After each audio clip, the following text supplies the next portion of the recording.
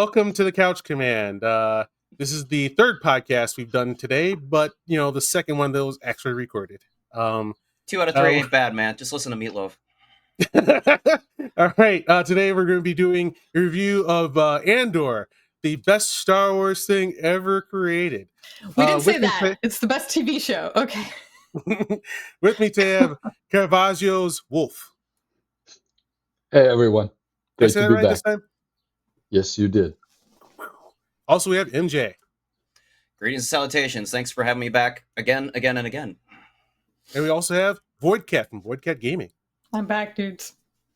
Right on. So to kick us off, Emjay, do you want to describe what Andor is, or does anybody else want to describe what Andor is? I feel like you had to do it last time. Do you want me to do it this time? Please. Give it a shot, Void. Emjay, okay. Andor is a show that has been created to explain how we got to Rogue One, which is to explain how we got to New Hope. We love prequels and prequels. That being said, I don't, to clarify. That being said, it's good. It's a political drama rather than being like more of the space fantasy stuff that most of Star Wars leans towards. It definitely deals with themes that are directly relevant to the world we currently live in, but overall it's just the story of Cassian Andor and his journey to get to, the beginning of the OG trilogy. And it's a lot of politics. Yeah, and it is. Rebellion, early stages, and it's a good time, I think. But I like tragedies, so yeah. All right. There's MJ, what do you think? galore. We're going to go up the list. MJ, what do you think of it? I like my Star Wars for adults because, as George Lucas has famously said over and over again, he conceived of Star Wars as a kids movie, and up to this point, it's been for kids. But I can understand people who say that they don't want politics and uber-human drama in their Star Wars, and they want their space wizards with laser swords. Sorry, Keith. No. I do want to point out that politics were very clearly in the original. Yes, and that's not what people mean when they say that's why I always laugh when I see that whole diatribe online. But anyway, my personal feelings on Andor. They mean people of color. I know. No, they don't. They mean forced messaging versus telling us allegorical story that is universally understood. Like, you can always have politics and everything, but if you're doing like one political side and telling you, and you're forcing people to say this is the side that's right, instead of telling you a story as to why somebody. I'm sorry, I'm going to disagree with you. The OG trilogy is straight up anti-fascist. Yeah, that's fine. Anyway, yeah, and that's politics. Yes, but that's the kind that's not the one that people are arguing against. Different conversation. Go, MJ. Fight. No, okay, all right. Sorry, I was enjoying that too much. So both seasons of Andor, because I actually rewatched the first season of Andor before watching this one again, just to remind myself. And Andor season 1 gets better the second time around, by the way.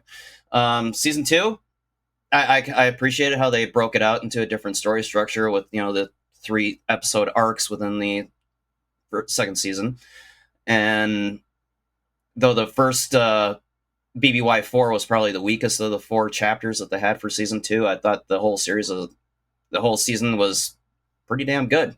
As far as being the future of Star Wars, the quality-wise and the amount of thought that went into it, yes, please. Yes. Maybe not as hard as they went for season 2, because the weird thing is I went back and rewatched Rogue One after I finished watching season 2. Rogue One's kind of cheesy comparatively, but it is what it is, so I enjoyed it. All right. Steven? I think Andor is the best Star Wars has offered since the original trilogy. It scratched an itch I've had for 25 years. So grew up with the original trilogy as a kid, loved it, 20 years later, was hoping that the franchise would mature with me and give me this level of maturity in the story. It didn't happen. He went back and he made a series of films for kids younger than the original trilogy. In my mind, Star Wars has floundered for decades on end until the first season of Mandalorian, and then comes Andor. Andor is everything that I wanted to see in Star Wars as an adult and absolutely delivers. It has a few problems. It's not perfect, but I think it's damn good and highly recommend it. Got you. All right, Keith. Unfortunately, this is me when people start talking about how great Andor is. Oh, it's the best Star Wars ever. It's the best thing ever seen. And I also know that I'm not correct in being like this. So I'll say like I'm almost experiencing Andor in like two layers. It's Of subjective. yeah, there's like the production value, the writing, the acting. All of it is some seriously unmatched stuff of a level of quality in Star Wars that I've always wanted. I need to keep getting. I love that it's there, but then it's so self-important and so miserable. And then like there's stretches that were boring for me.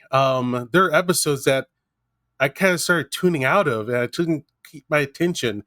Um, I'm okay with serious. I love political dramas, but I don't need it in Star Wars. Star Wars is for kids. It is fantasy Flash Gordon. And it being for kids doesn't mean it's stupid. Like you don't have to make something for kids and then just make it like nonsensical and like meaningless. They do But blow up a whole planet in A New Hope. yeah, but in a Cobra Commander kind of way, it's a cartoon. Like you don't like feel like the true tragedy of a loss of like billions of people.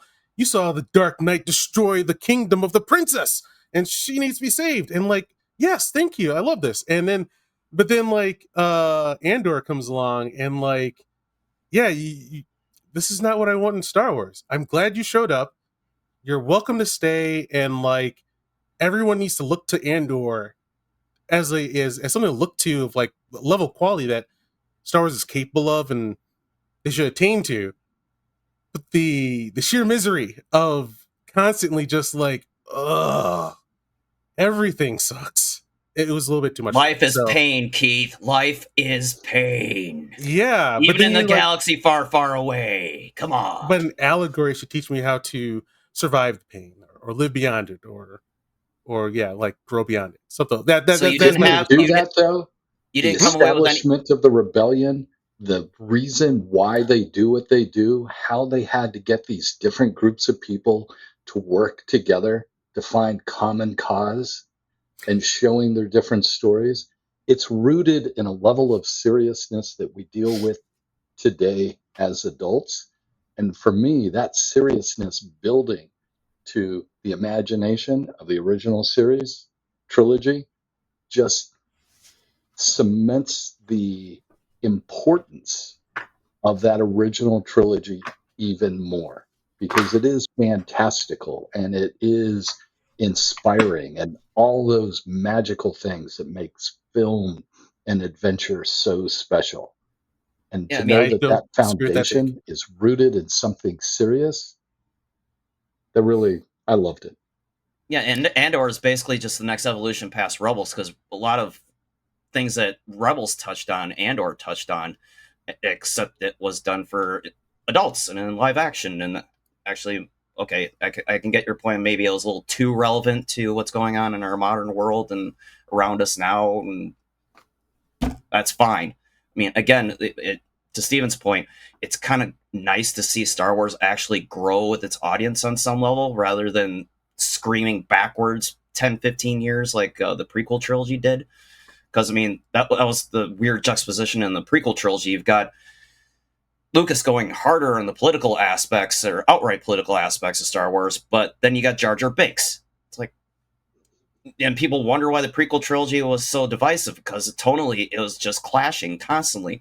Andor is consistent start to finish. It's Star Wars for adults, and shit we can actually bite into and digest and appreciate.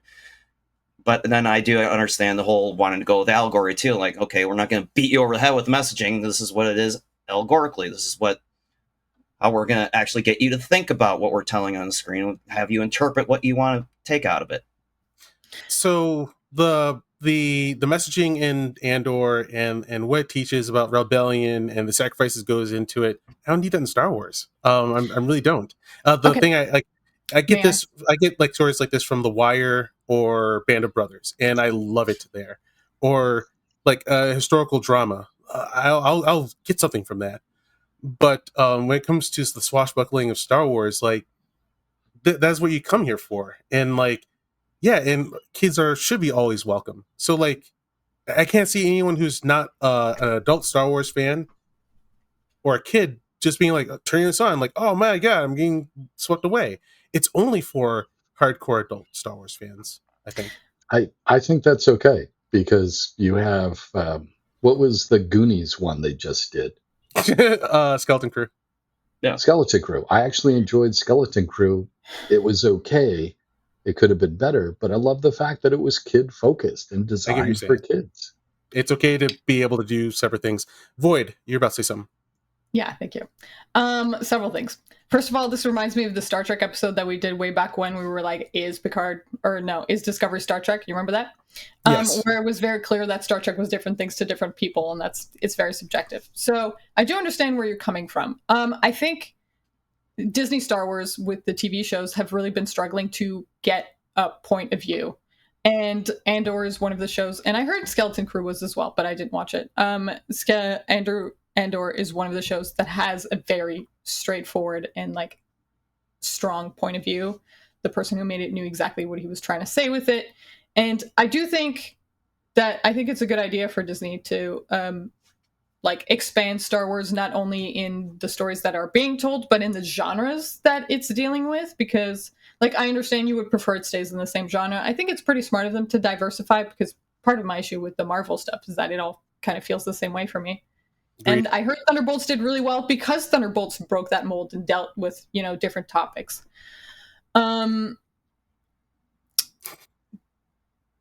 There was a point I wanted to make based on something Emjay said, but I don't remember what it was. I can say really quickly while you think about it. Okay, never mind. Yeah, please. Thunderbolts didn't do well. It didn't make a lot of money. Oh, that's funny because one of my friends saw it 5 times. Oh my god. I'm clearly in a different corner of the internet than you guys are, which is fine. That's just going to diversify our viewpoints. No, don't worry. I'm probably right around the corner, but yeah. Secondarily, I understand why you would want to keep Star Wars separate, because it is a fantasy that we like indulging in, and the point often of indulging in fantasy is getting the heck away from the horrifying stuff that's going on in our lives. And it took your fantasy and it brought it to the horrifying stuff that's going on in our lives right now, so I understand why you would be frustrated with that, for sure. I think we talked about this in a different podcast, but media literacy is going down quite quickly. So it makes it more difficult to do a parable that's more metaphorical, because people are just not picking them up. So sometimes you just have to put on the screen, like, a joke that I saw was that the creator felt that people didn't pick up what he was putting down in Andor one enough, so he had to be even more obvious and just like completely transparent about this being like a one-to-one of what's going on right now. Because people weren't picking it up. So I can understand why you'd be frustrated with that. I obviously love media literacy and I like metaphors. So it kind of annoys me that some of it was just like a slap in the face. But I really like some other bits, like Nemik's manifesto being repeated from season 1 at the end of season 2, and it being heard by, the people running the ISB, and then being like, oh, we're so screwed. That was a great moment for me. It was really on the nose, but I liked it. It's, yeah, this is jam-packed with quality. I think like another problem I have with it is like, the problem with franchises like Star Wars and MCU, like they're so huge that unfortunately everything has to happen there. Because like the same story that I'm seeing here mapped onto maybe some other science fiction or maybe a recreation of historical events. Because I hear like a lot of this is based off a movie called Battle of Algiers or something like that. Algiers.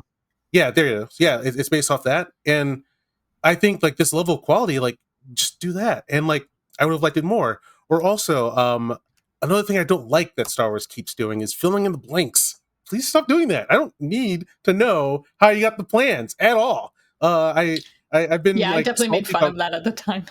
yeah, I was salty about Rogue One. I was like, oh, that's how they got the plans. I don't need to know at all. I don't.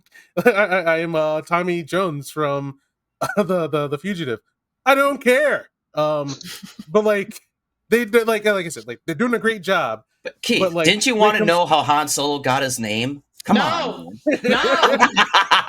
And So, the like- Solo movie, like, actually was fun. Like, it was a silly, like, heist movie. But no, I Nope. didn't. Yeah, you want to do a solo movie? Don't do a smuggler movie. Everybody, no, you wouldn't have any complaints. You have a new ship. You have more toys to sell.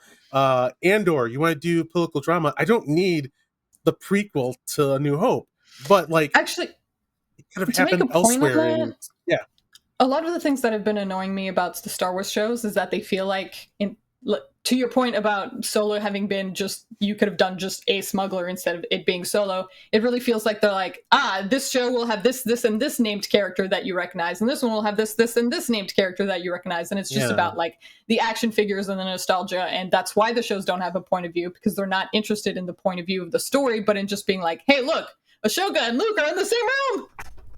So Yeah. I appreciate that member Andor berries. doesn't What's that? have a lot of characters that are from the original, like Star Wars world, aside from the ones that are the characters from Rogue One. So obviously they had to build to that. Yep. In terms of the quality, there are some places that were like a little like, for everyone in the audience, if you didn't know, the reason it was broken into 4 sets of 3 episodes was because it was originally supposed to be a 5-season show, and then each season got kind of like condensed into the 3-episode set. I think Which it is was a why move. we'll never see the original, so meh. I have no opinion on that. I can't imagine that going 5 seasons. Maybe. Me neither. No, I think it would have stretched out too much, Awful. honestly. There are some moments that clearly like needed more time to develop, like Bix dealing with the guy who had tortured her. Like that was Dr. a Gorst? 30-second sequence. Like obviously that was supposed to be like an episode. You mean I like gotta say, Oscar I'm runs so back to sorry, the room, Keith, like, but Andor "Hey, actually that guy gave me who my tortured me." favorite. Yeah, exactly. Andor gave me my favorite Star Wars character. which is It's Clea. She's my fave. I love her. she's pretty cool. Um, Hell She's very yes. cool. Which one's Clea? The Luther's assistant. Oh, okay. Yeah, she's Luke's a badass. assistant. The one who is secretly in charge. She's like, we don't have to do it. She's like, I am listening to the radio. Anyway, love Clea. She's great. I appreciate that they didn't try to like do too much of the like, oh, remember this? Oh, remember this? They still Yeah. did it somewhat, but I lost track of the point I was trying to make there. I'm so sorry. It's okay. I heard some good It's- points. I'll point out another thing I did like about the show. Wow. Oh, the weapons, Some of the greatest weapon designs ever in Star Wars ever. Like costume and they- design. Chandrilla was amazing. Who? Which one? Was Chandrilla, the wedding, Yeah, the Chandrilla yeah. wedding. Yeah. Yeah, the everything costume on that design. planet, honestly. Like the production design on this show was on another level. They need to like whoever just keep that going, keep that into whatever future you're doing of Star Wars. Because like I Well, watched a video about all the background of each gun, and like each gun like has like legit story behind it. Like the blaster of Andor is from the original PC game where they got the rebel plans, and that's the hero gun of that hero from the video game. Like you didn't have to do that. And then also it's also his father's gun. Like you didn't have to do that. You could just put the gun in the guy's hand and no one says anything except for me. But they're like, no, we care. I Or like, prefer the guns being references than the characters being references. or like in how when Vel picked up the blaster when they're going through all the new recruits on Yavin 4, and she picks up the one and looks at it and is like, who owns this? And Melshi raises his hand and tracing back the whole genealogy of that weapon and how it got to be a Melshi, and like, I'd okay, forgotten. you guys didn't have to do that, but okay. Yeah, that All right. moment was I didn't- very fast too. I didn't know that was it was because I watched the video about the guns that I was like, oh my god, like that's where it came from. And then on top of it, like the serial gun that got passed down to the end, is the only gun that's not based off of a real gun. It's a toy zapper from a video game, and everything else is like a real gun, but like to reflect Cyril's like cosplaying of wanting to be a hero, he gets the toy gun. Like, god damn, they were good at this. Like, I have a note saying like I hate how good they are at everything. Because like, you know, I turn my nose up at Andor. I'm so sorry, but F you It's guys. okay. Not Or you like guys, how but the Andor. TIE Interceptor that Cassian stole at the beginning of the season was a reference to the TIE Interceptor game, Ooh. video game. Oh yeah, but the gorgeous. design of that ship was so. Oh my god, the ship design in Star Wars is first class. I just. The cockpit was amazing. The lighting, the sounds, the action. Yeah, like they're so good at everything. And like one of the things I always roll my eyes at that one of the best things they did was like their planet names. Like when I first heard someone say the Aldani heist, I was like, God damn, that's a good name. And like you can't help but use an accent when you say it. Like every reviewer I watched was like Aldani. I'm like, yeah, and that's a still my fucking favorite good arc name. of season 1. But yeah, I mean, all the productions and design, like you're saying, was fantastic in this, Keith. But you do realize how much it costs for both seasons, right? No. Well, that's the thing about Star Wars. 650 million for both seasons. Why can't I get that on Mandalorian? Is that per season or for both together? Both Why together. couldn't they spend that Okay. money That on was the other Kenobi? deciding factor to it not getting 5 seasons or any more seasons past for 2. sure. It's way too damn expensive. Cost all the money. I mean, I Yeah. heard Mandalorian season 3 writing was nonsense, so maybe that's Oh, why. it was flaming garbage. But Yes, yeah, but I think it was on purpose. but You it guys was have heard me say this before. You can put as much production value into something as you want. If the writing's not there, it's not going to be there.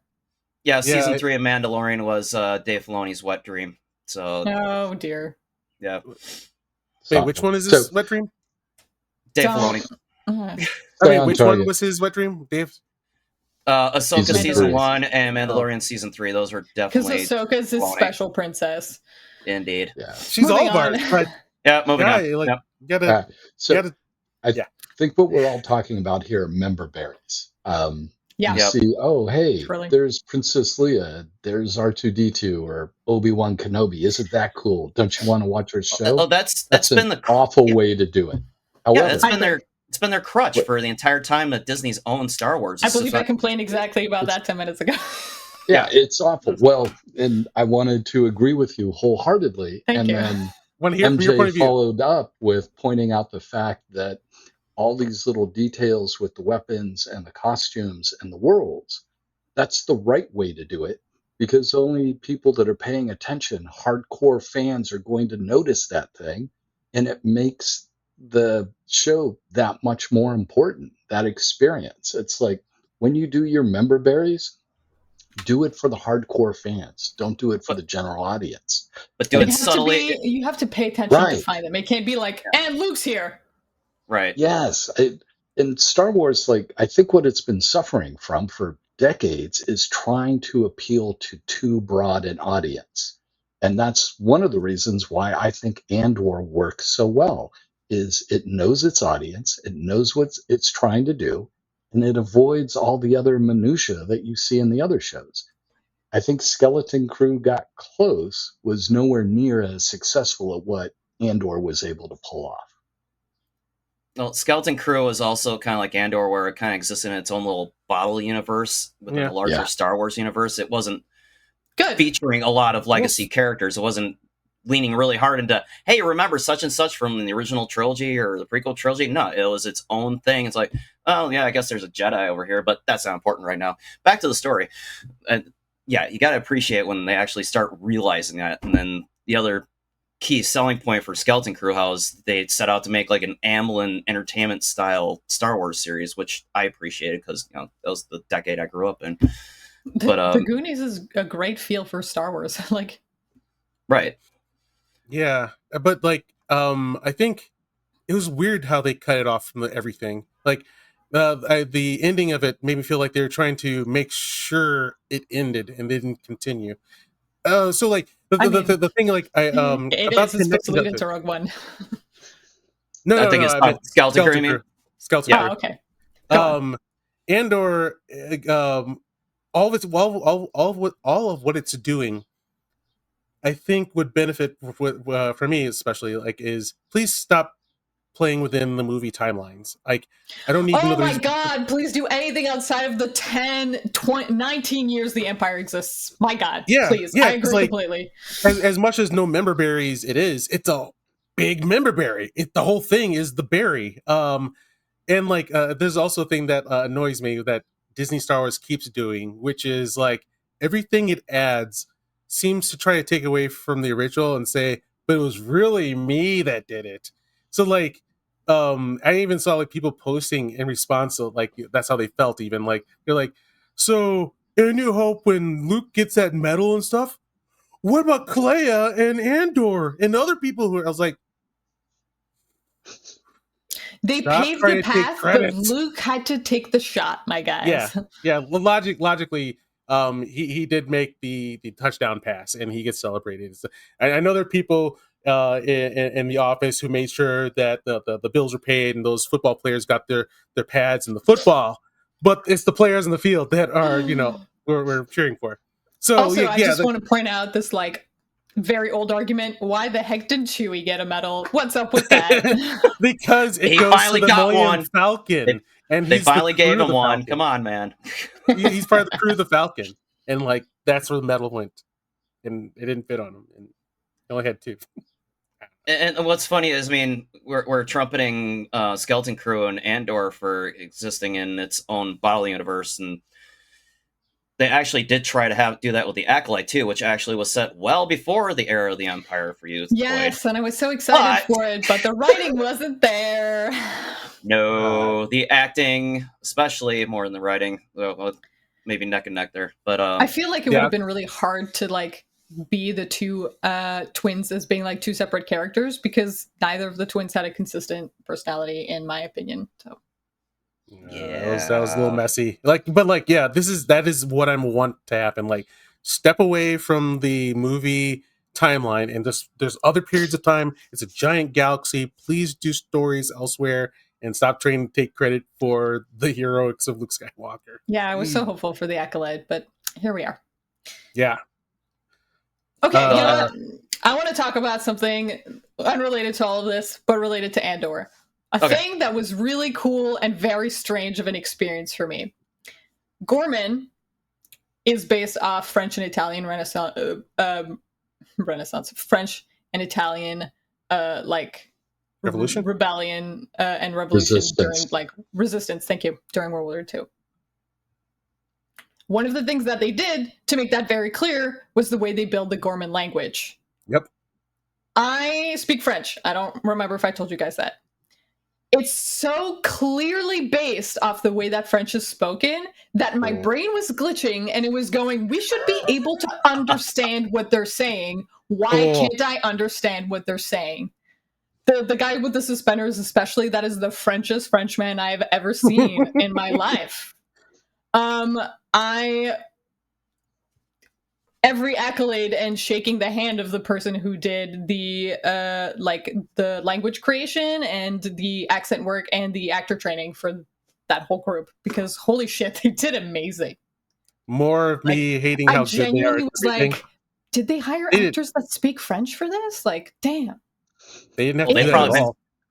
No one would have noticed, but they still did it. Like I said, I noticed. I hate Andor, but man, I got a lot of love it's well for made. everything. Wait, did you say you hate Andor? Quote unquote. Keith, like come on, man. It's a quote unquote. He's in the anti-camp, you know.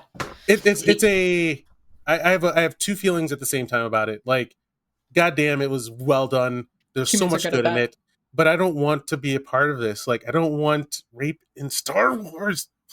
That's going too hard in Star Wars. That's actually one of the places where it failed, and she shouldn't. Bad really writing. I have a clip that I wouldn't say necessarily that it's bad writing. Like, they did, like, you could tell from the first interaction that they had that dude was going to be like, I should be able to take whatever I want. But yeah, I still hated it. Right. The fact that she said rape actually pulled me out of the moment. So I think about some of the other things, and the one that first came to mind was Jabba the Hutt and Princess Leia. Him and the whole tongue thing is super nasty and gross. As a kid, you're just, oh, that's gross. But as an adult, you know exactly what it's inferring, and it's horrific. And I think they had that in that relationship until she came outside and said, he tried to rape me. And it's like, he was yes, we saw assaulting me that. or That was anything. very clear. You didn't have to say it out Yes. loud. Thank you. I have a Right, clip. you know? I have a clip like that is my emotions on them doing that in Star Wars, which is this is from The Wire here, where they say, like, you put rape in Star Wars? What are you thinking? Like Yeah, but we're literally children. Like, I'm sorry, like, people don't know this is going to be just boring and for adults, so there probably were children tuning in. And like, that's where they have messaging overriding it, because it's like, okay, if it happened to you, you should say something. That's what they're trying to encourage with that. Her saying that outright. Had put like a few more blaster bolts in his head or something, or just gone up to him after she shot him, and then put a more. The only reason I can see why emphasize it, it's like, yeah, she's angry. Yeah, but then in the real world, how many people will be able to enact that revenge fantasy to their attacker? I mean, that's generally frowned upon because that's murder on top of the pre-existing offense. So not in Steven's world. We call that I get you, but they have to when they get themselves in that house and they got the roof over it. They got to be careful how they encapsulate the messaging, so they kind of trap themselves with that. But I would love to super duper move a Hollywood on thing from this conversation. All right, I'm so sorry. I need to say something really quickly on it, and like it's not about it's why I think they did it. Like, whenever I see actors and writers like getting together about like what are we doing in this scene, they always, and maybe rightfully so, when it comes to the creation process, what's the worst thing that can happen? And if if he slaps her, okay, that was pretty bad too. But like, yeah, like the creative process, they keep on having to go. We have to go to the full degree every time, and I was like, no, you don't. Just don't. But yeah, if we want to go on from this one, I just I don't want to talk about how people in real life who get raped are basically screwed by the system. Like, don't want to talk about that right now. To the point of her saying it out loud that Stephen made, that's, remember the complaint that I had in the last episode we recorded where with Megalopolis, where they would show us the thing and then say what it was, and I was like, what? You already showed it. Same thing. You already showed it. You don't have to say it. I know that we have to make things more and more obvious because people are not like in tune thinking about the thing that they're watching. They're just like kind of passively taking it in. But I think that's too on the nose. We have too many wild people who might take the wrong answer from it too. Like, since we have the internet, all answers just appear. So if they don't say like exactly, no, it is this. Please don't try to come up with anything else. They have to like say so everybody stays on the same message. I'm with VoidCat on this one. Yeah, it also felt like Bix was just on a ride of like all of the worst things will happen to Bix. She's gonna get tortured, raped.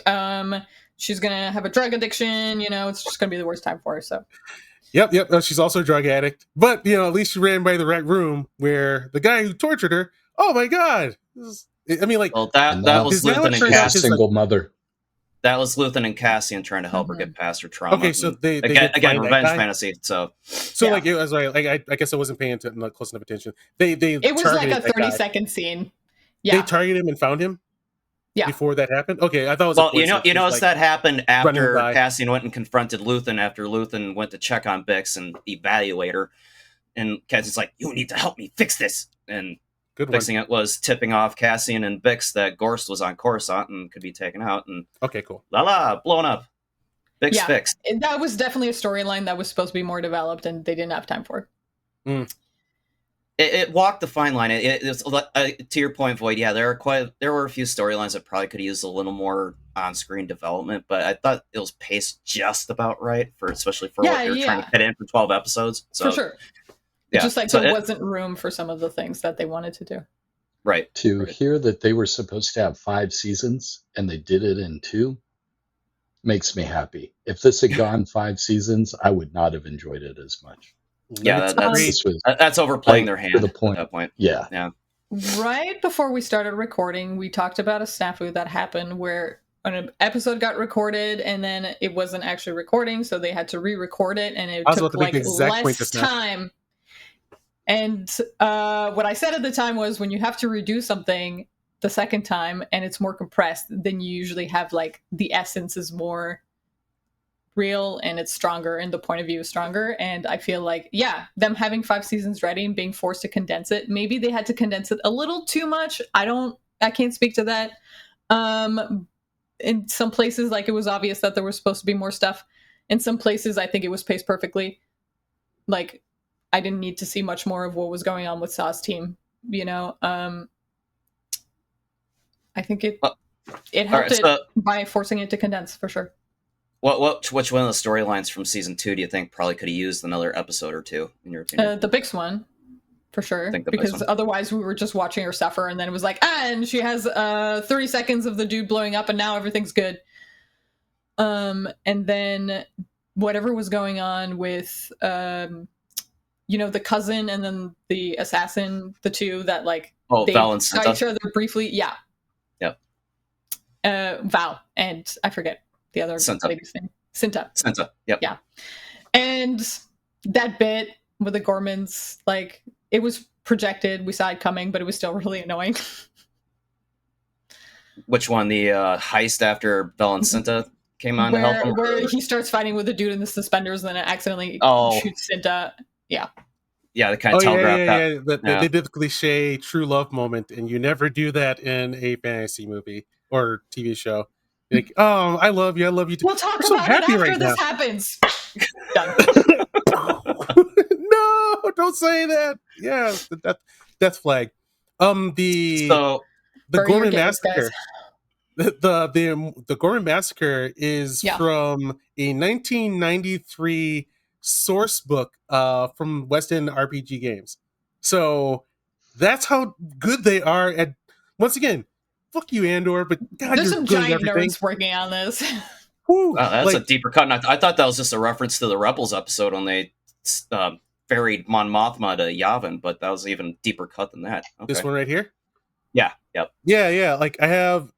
I heard that the reason they didn't... Game right there. Western RPG book right up there. I can't believe they referenced, like, you don't have to... Once again, that's you cool, didn't have to do that, but they did.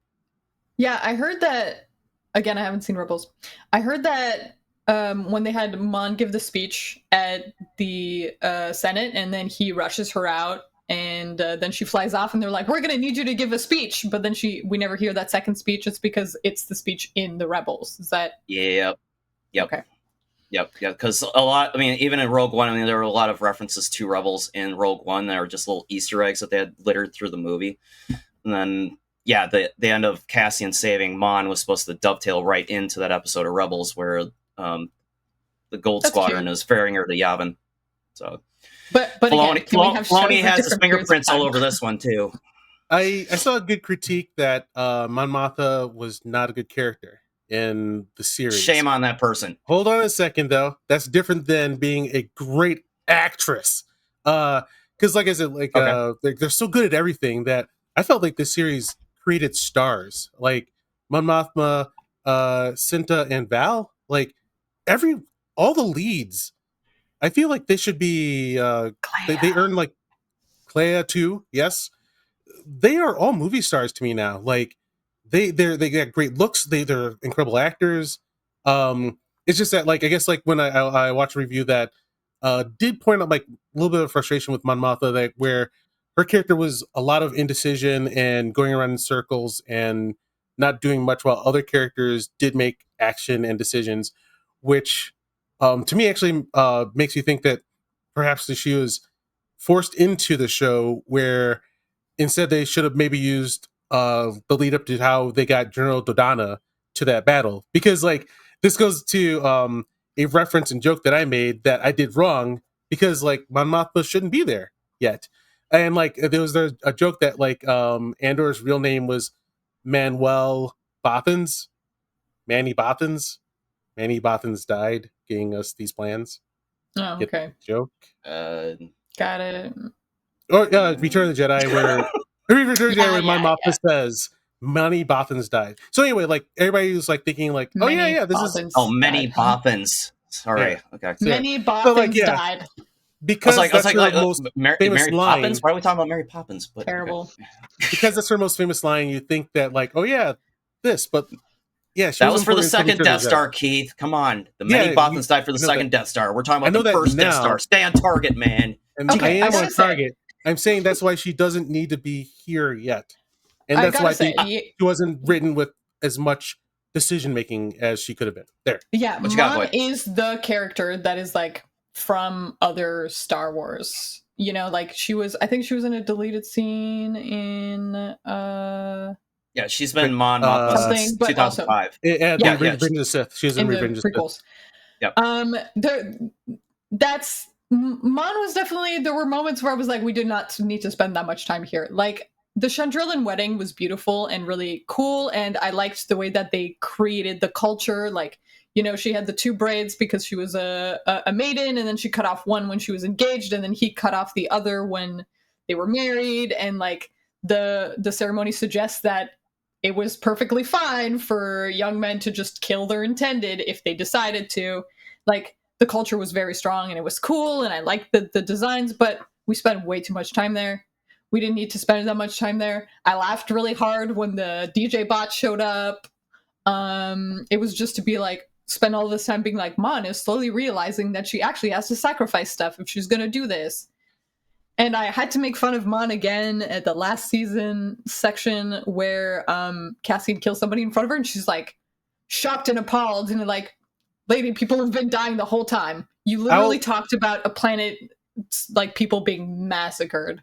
I'll set the bat for her in that where she's not a combatant. She has not been on the front lines to watch an actual person for sure, but like there was a moment where she was like, maybe I don't want to be part of this and I want to stay away from Cassian, and like, he's clearly saving your life right now. I need you to just bottle this up, deal with it later, and run. This is not the time. Oh, and then also there's the scene where a lot of people are laughing at her, and I get it, but I think the scene does work. The dancing scene, the dancing scene where the camera's wheeling around, the music going, and I get what they're like. She's freaking out about her friend getting killed. Right, that makes sense to me. This is like her first. I think this will probably be her first indirect kill of a person. This is her first really personal death. Yeah. Yeah, she's just getting wasted. She was losing Tay, and she was losing her daughter because she realized that her daughter was completely lost to her at that point, because she gave her daughter one more out, like, you really don't have to do this. Yeah, that was a good line. I wish you were drunk, Mom.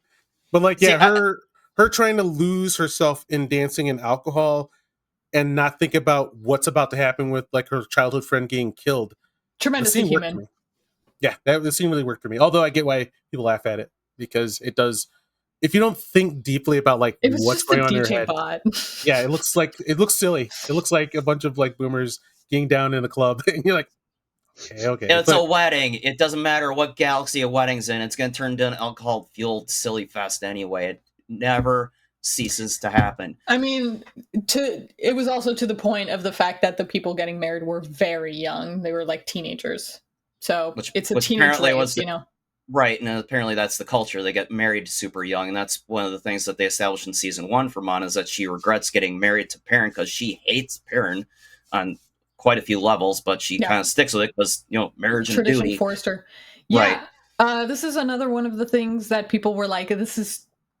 And it's funny that I'm complaining about this because, Keith, this is why I didn't like Star Trek Lower Decks.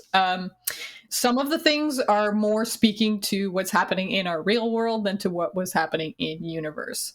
So, like, everything going on with Mon Mothma and her daughter is very much like a reflection of how, like, a lot of Gen Z is leaning way more, like, tradwifey right now, and, like, trying to return to something that wasn't really... like what was going on in the 50s, just like the glossy repression of what was going on in the 50s. Can't And blame with Mad Men. parents being worried that all their kids are leaning to becoming conservative in like their social values more. So, yeah. I didn't get that. Like, I didn't know Mom that point of view. Must Spend more I time feel like I on didn't know. TikTok and I was you'll like, find out. I don't know that point of view I don't have existing. TikTok. That's why I didn't. Yeah, I think map it that's for on the there. best, Steven. Yeah. Get your finger in the pulse of America, Steven. Come on, man. Also, I mean, it's not really a good representation of anything because it very much like finds which like 6 holes to put you into and then just sinks you down and then you don't see any other point of views. Oh, so internet. Yeah, that's all social media. Yeah. Right. Another Yeah. good thing. Oh, sorry. Another good thing No, about the Andor universe is the U-wing. This is the best ship. This is one of the best things that's happened in Star Wars. With wings that do what? I mean, why? Um, what is the point of the wings swinging I out? don't care. It looks cool. They dissipate heat. They dissipate heat. Sure. From what? Yeah, from the engines And their weapons. So like it spreads It out serves- through the heat. it serves no purpose in our atmosphere. No, It should just stay forward.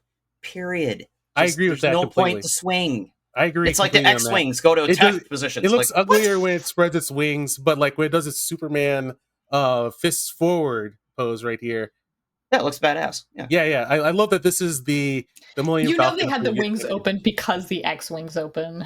It is. It's they crunched the design down after one last pass of we should do it like the X-wing. Damn you, Ralph McQuarrie. You But this is stuck us with this. this is another thing I love about Star Wars in general.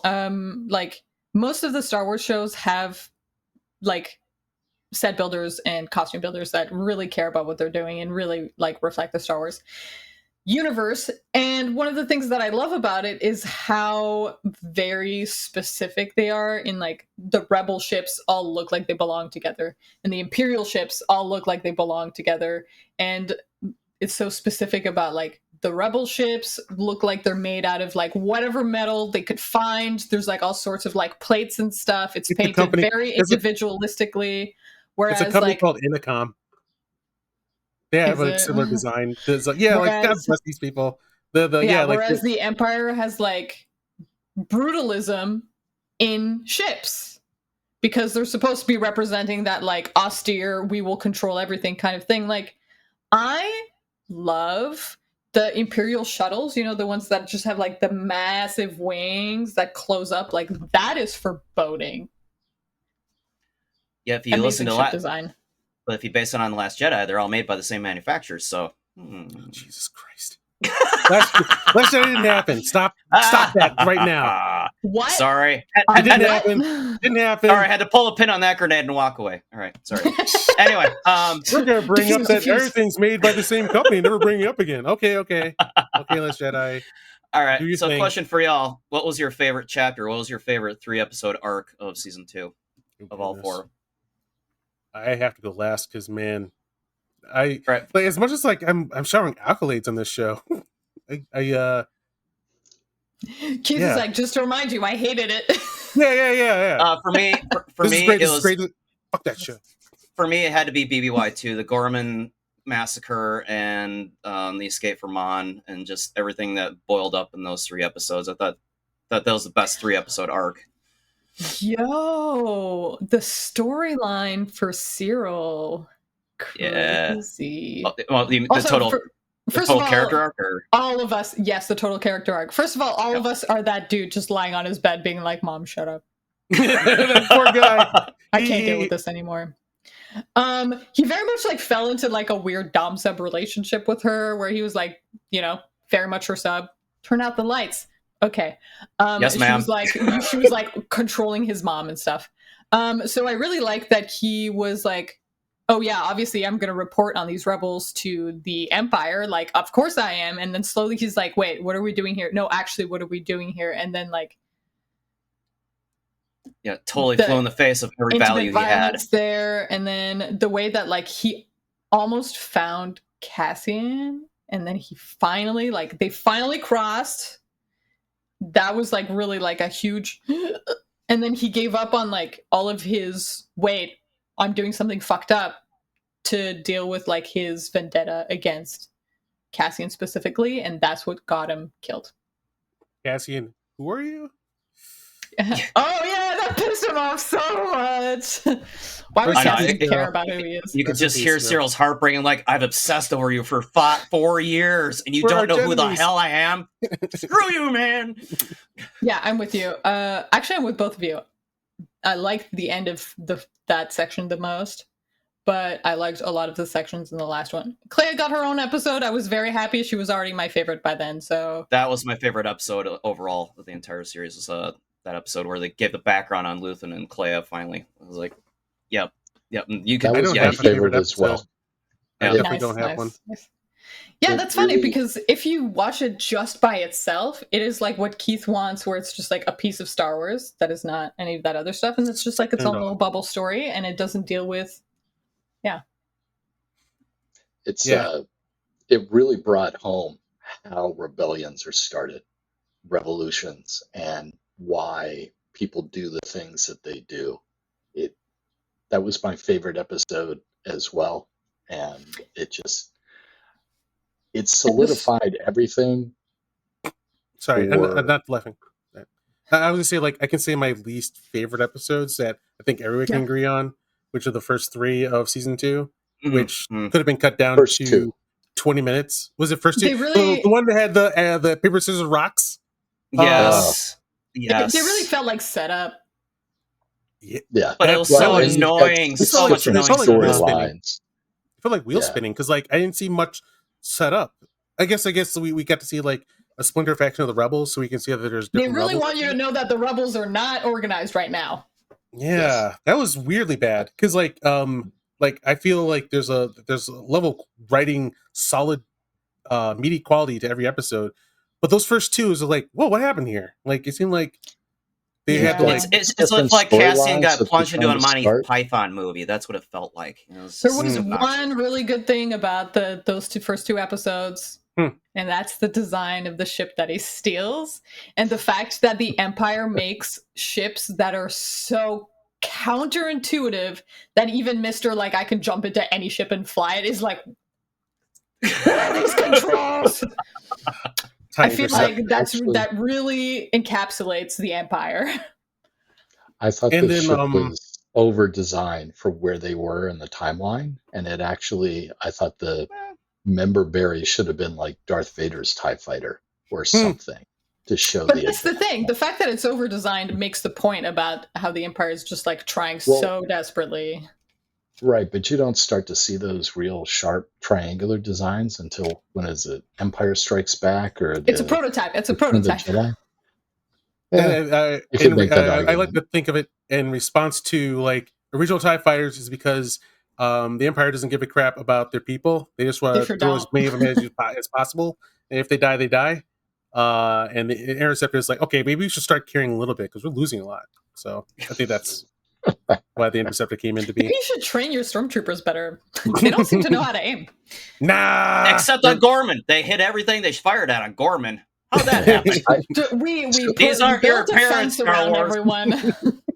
They set it One up of so the things I stormtroopers can loved kill people. about Andor Was it- overall is how they introduce stormtroopers. Like they're very rare. You don't see them, so you're in this galaxy far, far away.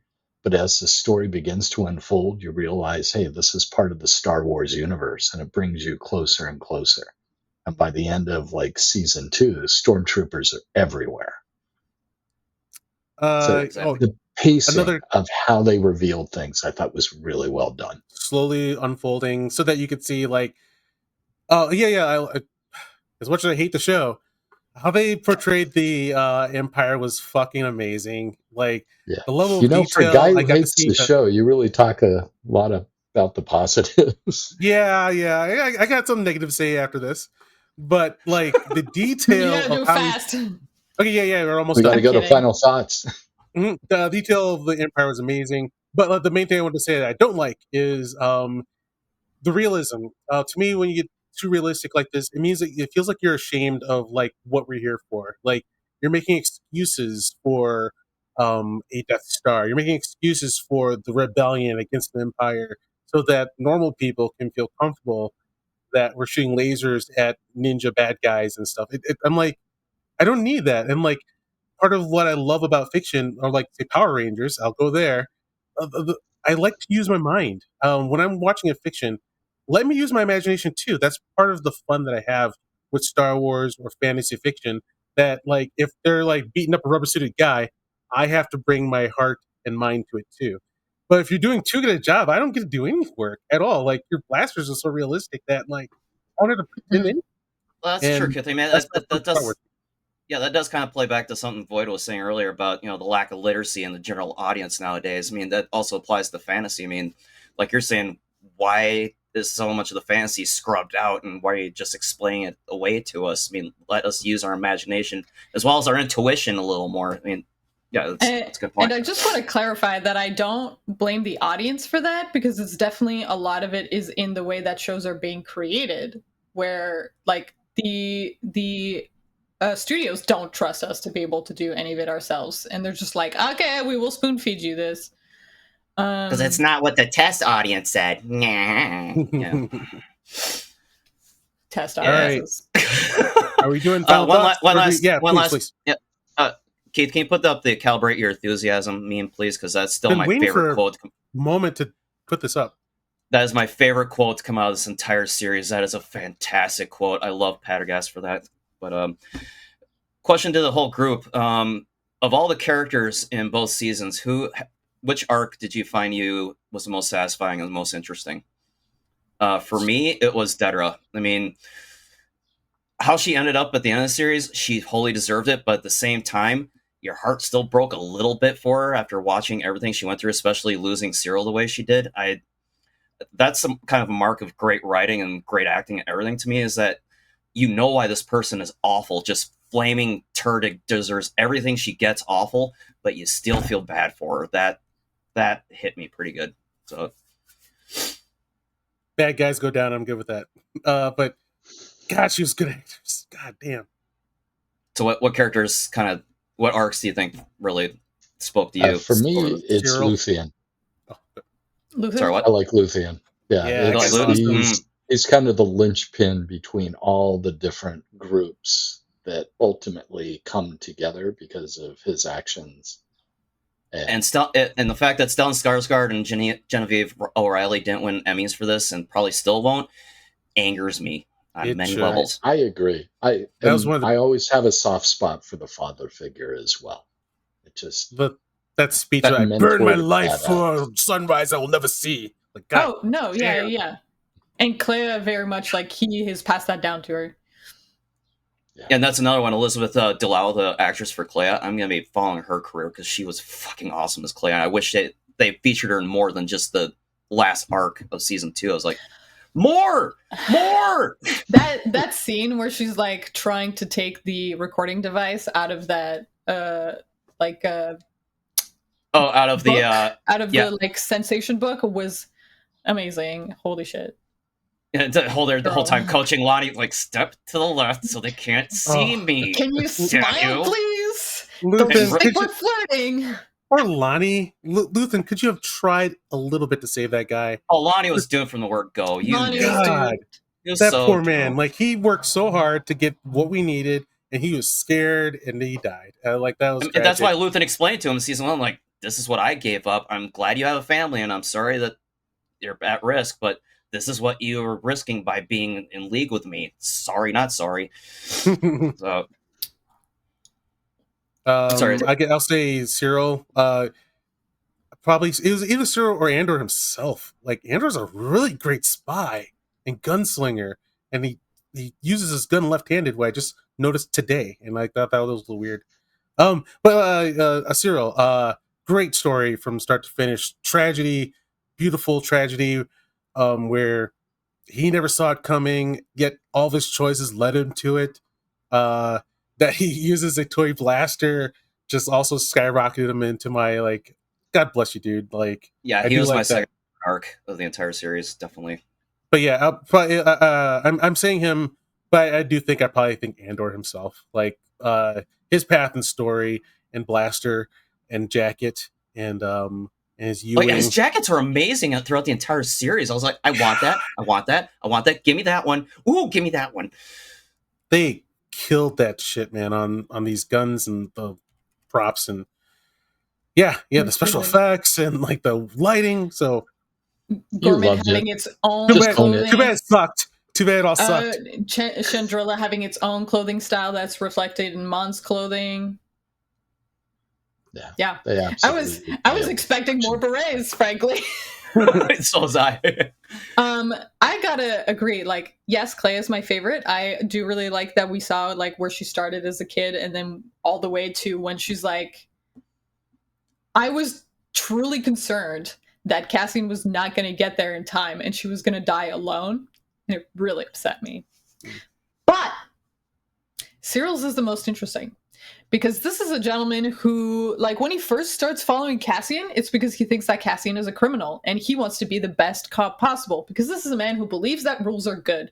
And he's really the kind of person who will get eaten by the Empire because he thinks that their idea is right, that order will help the galaxy. And he does absolutely everything he can to do that. He reports to the Empire because he's like, they're doing the right thing. And then when he realizes what exactly is going on, he completely loses it. And then you're like, maybe there is a good person hidden in there. Well, even the actors. Okay. Like, then he immediately enacts, partner violence on Daedra because, she's been lying to him about this the whole time. He's been begging her to tell her for years what the fuck they're doing, and she hasn't done it. He finally figured out. And then he just, like, goes completely off the deep end, and then you're like, oh, I guess he's not a good person because he chooses to put his vendetta against Andor over absolutely everything else that's going on. Really cool. I liked it. Mm-hmm. And then the actor afterwards said, yeah, I could see Cyril joining the rebellion. Like, okay, if he'd lived past getting shot in the head, maybe he could have. Yeah, but... Yeah, I think he did realize that he was, on the wrong side. But it was too late for him to join the right side. Yeah, it's really funny to watch Daedra and Cyril's actors talk about doing this show because they were just like, we were just trying to weird each other out as much as possible. It makes more sense, and they did a great job. Yeah, they played well off each other. All right, do final thoughts? Sure. All right, let's go up the list. Void first. I really enjoyed it. I thought that it had a very strong point of view, which I always appreciate in my shows. It floundered in a couple of places. It did super well in a couple of places. I will forever be impressed with the Gorman language. Tremendous job, everyone who worked on that. I think if you like adult political shows, watch it. If you want Star Wars to stay like a cool space fantasy and not be too bogged down by the reality of life, then maybe it's not for you. All right, MJ. I love it for what it was. I hope that whenever Kathleen Kennedy does step down, which is sounding more and more likely by the day, and if Dave Filoni and whoever else takes over, they take the right lessons from Andor of quality and actual thought being put into it, rather than just member berries and action spam, which is... It's not Filoni. Whoever it is, take the right Carrie lessons Beck, from it's Andor. Carrie Beck and Dave Filoni. Thank you. Yes, that's the latest rumored one. Yes. Whoever does take over, please take the right lessons and just make Star Wars great again. whatever slogan you want to pick, I don't give a shit at this point. Just MJ, you're being dangerous there. I know. Right. I know. All right. I'm going to get ball caps for all of us. All right, let's bring in the wolf. The wolf. What do you think? I knew that'd trigger you guys. That's why I said it. Anyway, I loved Andor. Tony Gilroy. If you want to come back and do more Star Wars, I'm all for it. Just maybe not as hard this time, but I'm cool with you. Keep going. Take the right lessons away, Star Wars, please. All right, the wolf. What do you think? I'm honestly baffled that this got made. Absolutely stellar writing, fantastic character development, a diverse group of characters. I cared about all of them. I have an understanding how the rebellion was built. through a lot of sacrifice and pain. Great acting across the board, and for me, the best Star Wars since the original trilogy, but what I've always wanted to see in Star Wars. It was fantastic. I really enjoyed it, and shows more to the universe. Yeah, I recommend it. That's all I got. All right. What I'm about to say, I'm going to say, We know. Steven, You're wrong. I agree with everything Steven said, and I think that that said, I hated it. I didn't hate it. I'm just gonna say my feelings because like Good. they aren't That's what you should correct. do. They aren't correct. But my feelings are I hate it. I don't like that much seriousness brought to Star Wars as if Star Wars needs excuses or levity for it to be as important as it's been for decades. I have a note saying that I'm pushing back against all the posts I see online. Like for me, it didn't add any. Oh God, I'm going to say something wrong. Let me just say it. It Your didn't add feelings anything. are subjective. They're not Thank you. incorrect. Thank you. It didn't add to Star Wars for me. Because it's its own thing, and I do this with a lot of Star Wars. The prequels are its own thing. It is not the prequels to the original. The original is its own thing. I separate the Star Wars so I can just have fun. And Andor, you're also off on your own, and everyone needs to look to you for inspiration because you killed that shit on like design, writing, lighting, story. If only you could harness the true heart of Star Wars and adventure and fun. I'd be singing the praises. If we had like this kind of level of a production, but a Firefly feel, then like I'd be like hailing this as like my new favorite Star Wars, and maybe by myself I'm probably gonna buy the blasters anyway, definitely if they come out. Please make those blasters as toys. But all that So said, Keith, you're telling us to calibrate our enthusiasm, is what you're saying. yes, please calibrate that enthusiasm. Don't do this again. Well, no, do it again. It was well done. I just don't want this in my Star Wars, but everyone's right that Star Wars should get to be different things. And next time you try for something new, you don't have to attach it to the movies and say like, but this is the real reason why it happened. And that's my final takes on Andor. God bless it. It was amazingly done, but not good Star Wars for me. Okay, All so right. what I'm hearing is you want Star Wars to expand in the universe, but not in genres. You can expand I'm not genres. complaining Like, about that. I stop want making more me miserable. shows with Jedi that are not about how the Jedi all got wiped out. I'd like some more adventures and stories. Yeah. All right. I think what we anything else? all want are Knights of the Old Republic. Yes, I think you're right. I think we do. Yeah, Word. we all want Knights of the Old Republic. All right. Let's see. I guess here we'll do our final recommendations of something. If you like this, you should check out this. Is that how we do our recommendations? Like Right. I talked about it? Yep. All right. If you like this, I say watch something else. Watch the Band of Brothers. Band of Brothers did this to me far better. It contains its own world, all that production value, all that seriousness built Band of Brothers into one of the greatest pieces of art of all time. And then if you want to also still have something that has silliness and cartoonish but grave stakes, check out Kamen Rider Gav. If you've ever wanted to check out a Kamen Rider, Kamen Rider Gav, it's hard to sell because it goes really stupid with its visual concept, which is it's a candy superhero who has his powers based off of snacks like pudding cups, potato chips, and candy. But in that story, goddamn, they go hard where a lot of the characters are dealing with like these monsters who are making the candy out of people, and like some of their parents and were killed, and like they go deeply into it, the grief and the darkness of it while fighting rubber monsters. And like you can be serious and still have fun. Wow. Is what I'm trying to say. Yeah, that and sounds like a PSYOP TV show. Oh my god, like it shouldn't be good at all. And like I was ready to crap on it, but like its special hook that I'll say that everybody says is like once upon a time Kamen Rider, every episode had 2 weeks to make the episode that you see.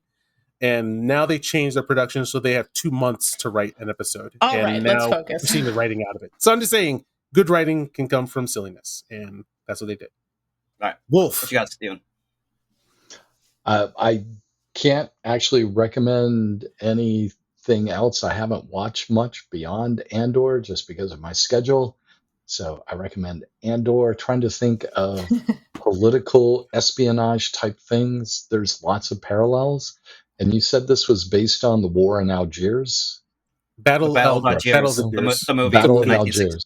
Yeah, the 1966 movie. Yep. Supposed to be All really right, good. so too. I'll take a look at that and check it out. I'm curious because that's a pretty dark period in history. Actually, all of history is pretty dark. What am I saying?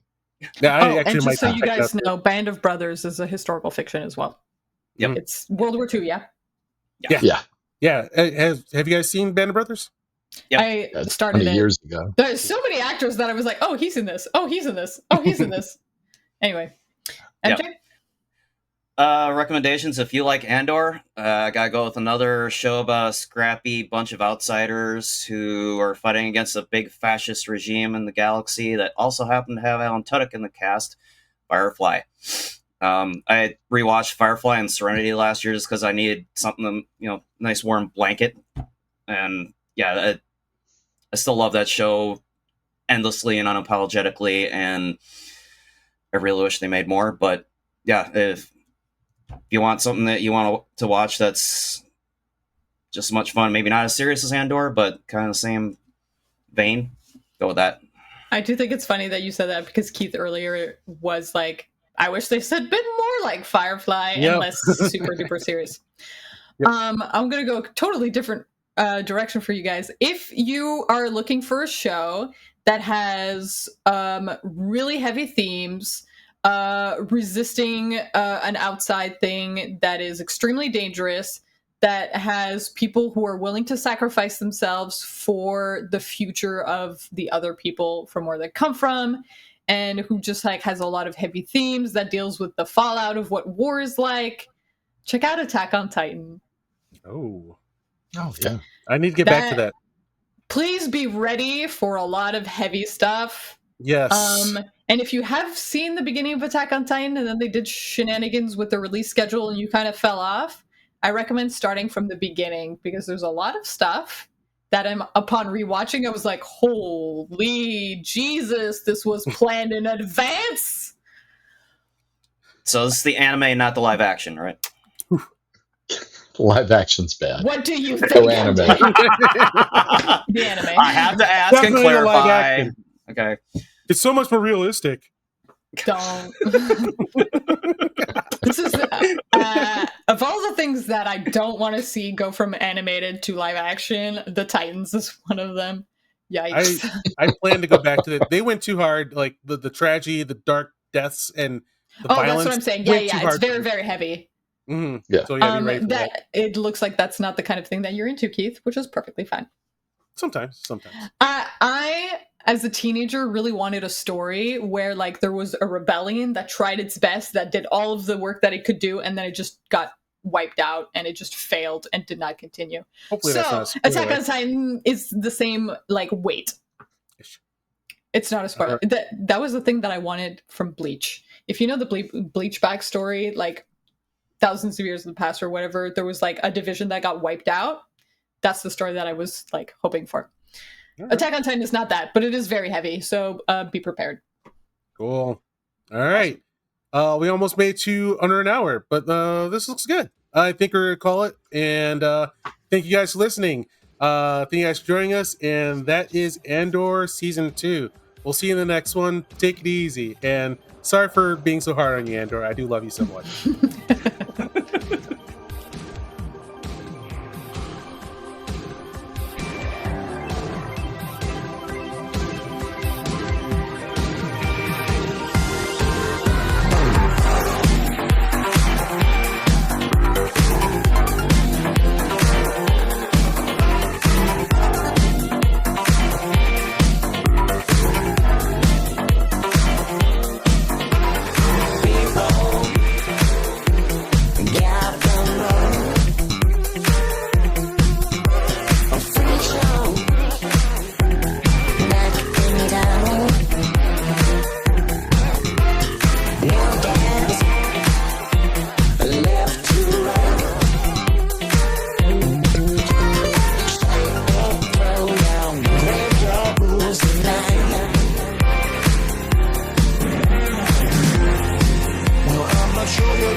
like it.